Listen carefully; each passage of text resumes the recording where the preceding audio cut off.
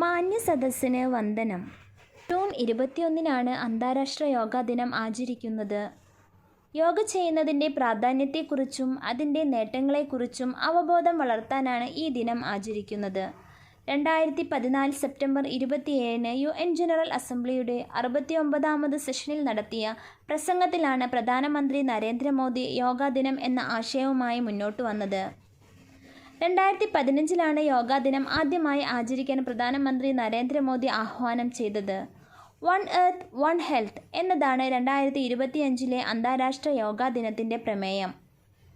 11ാമത് അന്താരാഷ്ട്ര യോഗാ ദിനമാണ് 2025 ആചരിക്കുന്നത്.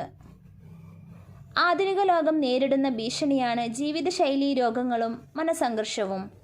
യോഗ ഇതിനെല്ലാം ഫലപ്രദമാണെന്ന കാര്യം ജനങ്ങളുടെ അനുഭവവും ആധുനിക പഠനങ്ങളും ശരിവയ്ക്കുന്നു. യോഗയുടെ ചില ശ്രദ്ധേയമായ നേട്ടങ്ങൾ: മാനസികാരോഗ്യം മെച്ചപ്പെടുത്തുന്നു, സമ്മർദ്ദം കുറയ്ക്കുന്നു, ശാരീരികാരോഗ്യം വർദ്ധിപ്പിക്കുന്നു, ഹൃദയാരോഗ്യം വർദ്ധിപ്പിക്കുന്നു, എല്ലുകളും സന്ധികളും ശക്തിപ്പെടുത്തുന്നു, ജീവിത നിലവാരത്തെ മെച്ചപ്പെടുത്തുന്നു.